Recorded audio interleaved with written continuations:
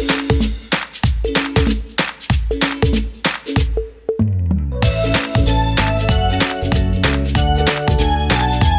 morning dear students. So today we are going to start a new chapter from the text Moment, and the name of the chapter is Eswaran the storyteller.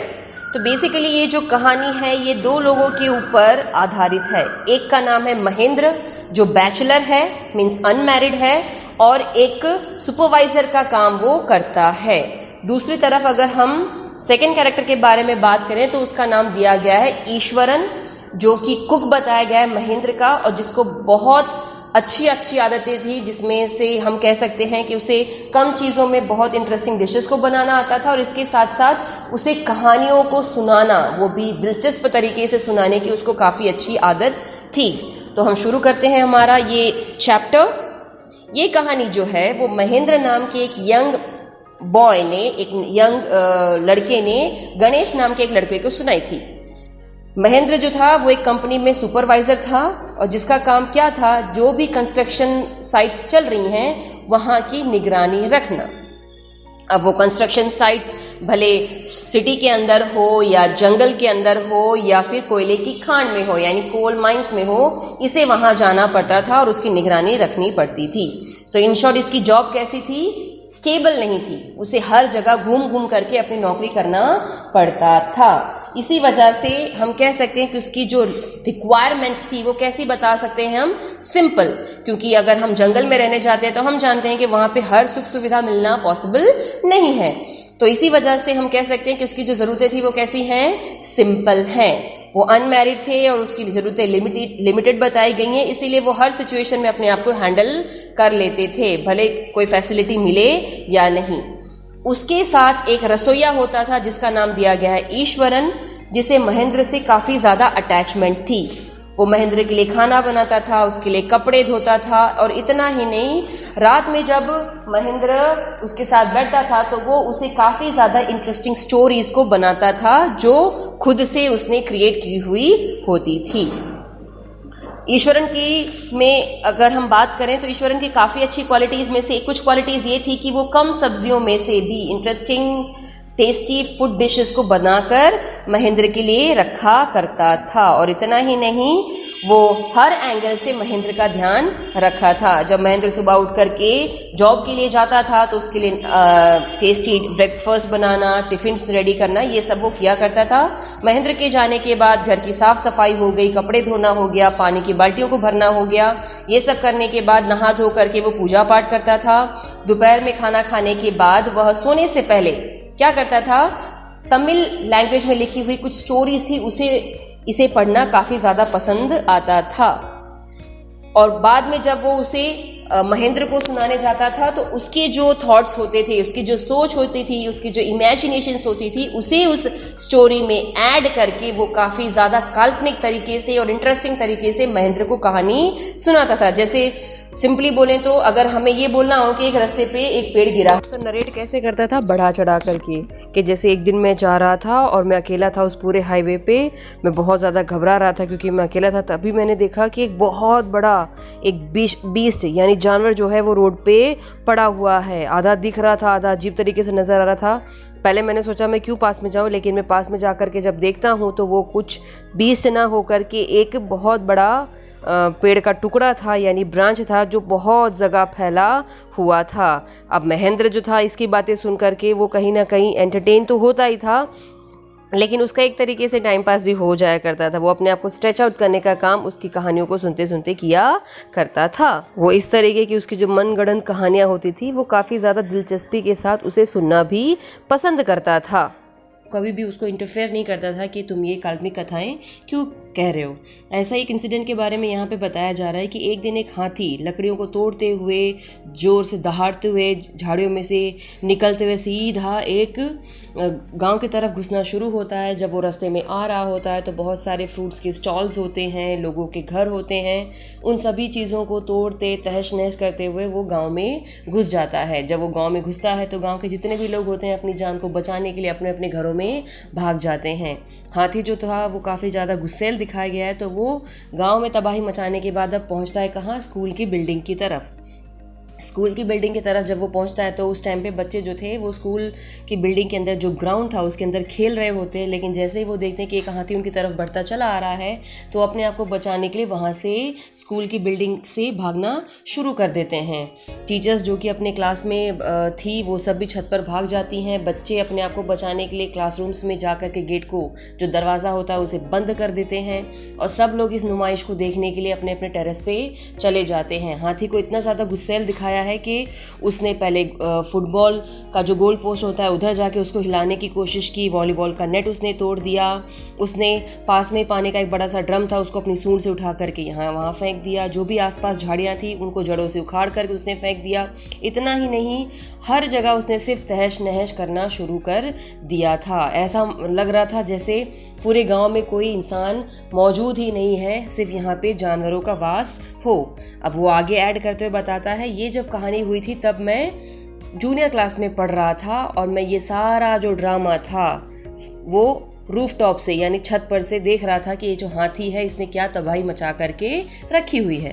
आगे ईश्वरन बताता है कि मुझे समझ में ही नहीं आ रहा था कि ये एक्चुअल में मेरे सामने हो क्या रहा है। वो क्या करता है, पास में एक कैन पड़ी होती है अपने टीचर के पास से उठा करके ले आता है और सीधे सीढ़ियों से होते हुए नीचे ओपन ग्राउंड में पहुंच जाता है।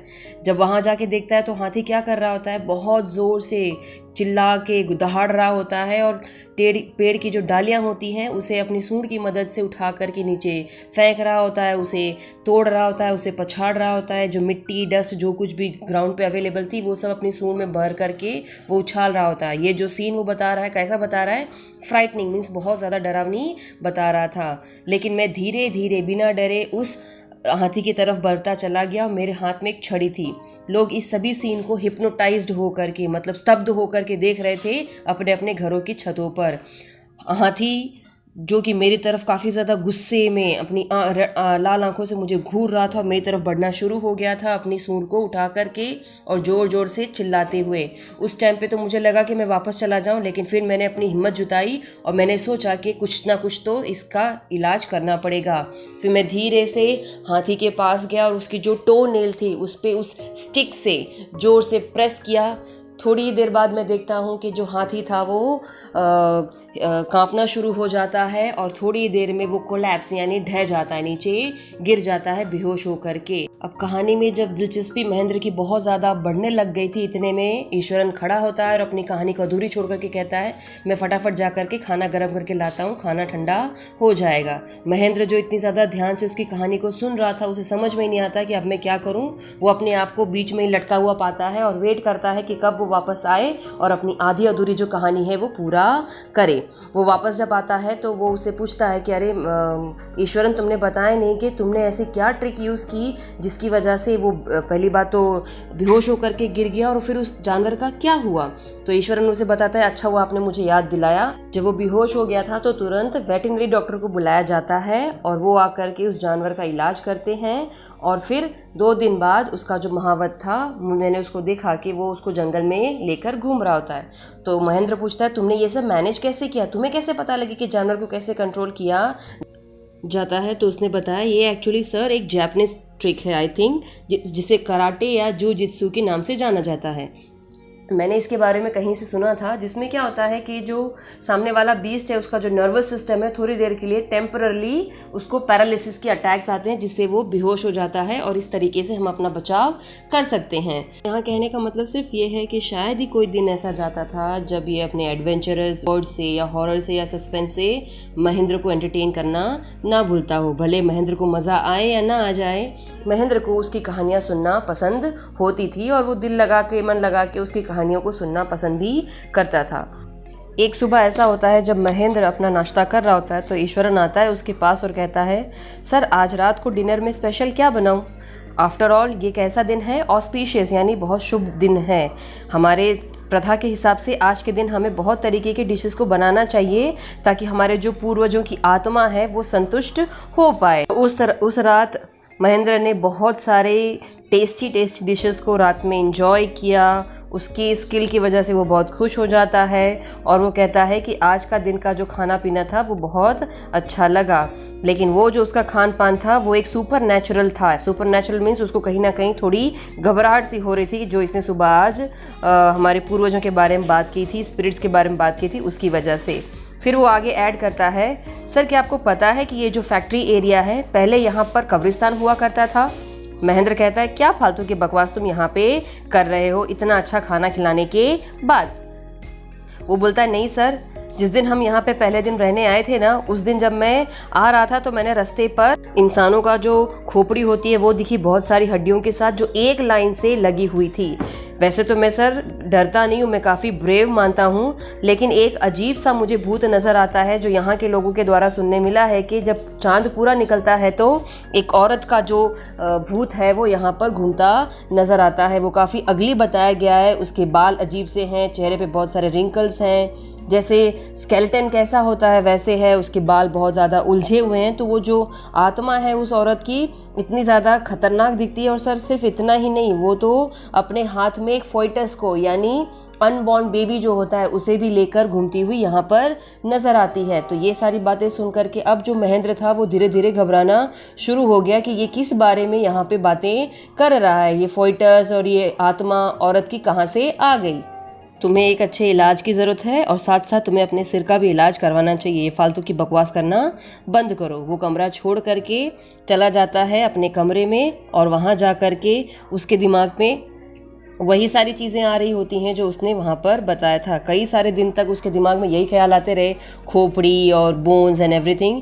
एक दिन सुबह जब वो उठता है तो उसने देखा कि उसका जो कुक था वो ऐसे ही खुशनुमा वापस हो गया जैसे वो पहले हुआ करता था और नॉर्मल बातें कर रहा था। उस दिन के बाद से महेंद्र ने पुरानी बातों को सोचना बंद किया और अपने बिस्तर पे सिस्टमैटिकली सोना शुरू किया गहरी नींद के साथ। लेकिन वो हर रात को कहीं ना कहीं उस अंधेरे में झांकने लग गया जहाँ से उसको ऐसा महसूस हो रहा था जैसे कोई औरत की जो आत्मा है शायद नज़र आ रही है। उसने कई बार ये भी कोशिश की कि शायद उसके सामने किसी भी तरीके का जो एक शेप होता है वो घूम रही है, लेकिन ऐसा कुछ होता नहीं है। महेंद्र को शुरू से, जब वो छोटा था तब से लेकर के अभी तक, सिर्फ क्या पसंद आती थी कि जब फुल मून डे होता था, पूनम का चांद दिखता था, तो जो पूरा जो दृश्य होता है, जो पूरा सीन होता है वो कैसा हो जाता है, चांदनी की रात से बढ़ जाता है ना। तो ऐसा ही इसे देखना पसंद हुआ करता था। लेकिन कहीं ना कहीं उसने क्या सुना कि पूनम की रात को उसने एक भूतिया स्त्री को देखा था जिसके हाथ में एक फोइटस था। तो वो घबरा जाता है और वो दोबारा खड़ा होकर के अपने बिस्तर से खिड़की की तरफ झांकने की हिम्मत नहीं करता। एक रात ऐसा आता है कि जब महेंद्र जो था वो सो रहा होता है, अचानक से उसकी नींद जो है वो खुल जाती है और उसे ऐसा लगता है जैसे खिड़की के पास आकर के कोई अजीब गरीब सा आवाज़ निकाल रहा है। तो पहले तो वो ये सोचता है कि हो सकता है जो बिल्लियां हैं वो आपस में लड़ रही होंगी, इसीलिए इस तरीके की आवाज़ जो है वो सुनाई दे रही है। लेकिन फिर उसको लगता है कि नहीं, ये कोई इंसान है जो अपने गले से, यानी इस तरीके की आवाज़ को निकाल रहा है। उसने सोचा कि चलो मैं खड़ा होता हूँ, विंडो के पास जा करके देखता हूँ कि कौन है। लेकिन वो डर रहा था और उसकी हिम्मत हो नहीं पाई। लेकिन धीरे धीरे वो जो आवाज़ थी वो बहुत ज़्यादा बढ़ती चली गई और अजीबो गरीब सी वो आवाज़ को सुन करके ये क्लियर हो गया था कि ये आवाज़ किसी बिल्ली की नहीं है, किसी और की ही आवाज़ है। वो अपने आप को कंट्रोल नहीं कर पाया और फाइनली कहाँ जाता है, विंडो के पास, और जा करके वहाँ देखता है कि भाई क्या है। जब वो देखता है तो उसको दूर एक अजीब सी परछाई नज़र आ रही होती है जिसने हाथ में कुछ पोटली जैसा लिया हुआ होता है। अब ये देखने के बाद तो उसके पसीने छूटने लग जाते हैं, वो घबरा जाता है और फटाफट उठ करके कहाँ आता है, अपने बिस्तर के ऊपर। और बिस्तर पर पहुंचते ही उसका जो शरीर था पूरा डर के मारे ठंडा पड़ जाता है, पसीने आने लग रहे होते हैं। वो अपने आप को पिलो से शांत करने की कोशिश करता है और किसी तरह रात को वो ख़त्म करता है। सुबह उठता है, वो नहाने जाता है, बाहर आता है, नाश्ता करता है और पिछले रात उसके साथ जो कुछ भी हुआ था वो उसे याद करना नहीं चाहता। ईश्वरन आता है और वो उसे उसका टिफ़िन देता है और उसे ग्रीट करता है। ईश्वरन कहता है, सर आप कुछ सही नहीं लग रहे हो, आपकी तबीयत वगैरह तो ठीक है? तो वो कुछ बोलता नहीं है। तब वो उसको याद दिलाता है, सर मैंने आपको बोला था ना कि यहाँ पे एक चुड़ैल है जो रात में एक भ्रूण को लेकर के घूमती है, ये सब उसी की वजह से ही हुआ है। क्या आपने भी कल रात को एक अजीबोगरीब सी आवाज़ सुनी थी? मैंने भी सुनी थी। अब इससे पहले कि ईश्वरन अपनी बात को पूरा करता, महेंद्र जो था वो वहाँ से निकल जाता है कहाँ पर, अपनी वर्किंग साइट पर, और वहाँ जा कर के वो एक एप्लीकेशन देता है जिसमें वो लिखता है कि मैं अब यहाँ पर और ज़्यादा काम नहीं करता हूँ। वो नेक्स्ट डे ही उस हॉन्टेड यानी भूतिया जो प्लेस थी उसको छोड़ करके यहाँ से चला जाता है।